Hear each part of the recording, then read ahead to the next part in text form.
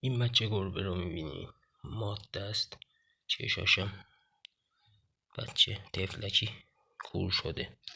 من همینجوری پیداش کردم. این مرغ رو گذاشتم جلوش نخورده، بردم پختم نیم پز کردم آوردم گفتم فقط میخورین، بازم نخورده.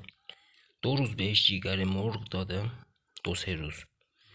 تو 3 روز این بسته رو تموم کرده. الان دیگه تموم کرد، دیگه به جز جیگر مرغ هیچی نمیخوره. حتی کالباسم، گوشت، سوسیس گذاشتم جلوش نخورد، فقط میگه جیگر مرغ. جیگر مرغ آوردم اینا رو گذاشتم قهر کرد، رفت اونجا گوشه اینو آوردم اومد لیست زد، تموم کرد خورد. هیچی نمیکنه، میگه فقط جیگر مرغ. عادت کرده دیگه، نمیدونیم چیکار کنیم با این.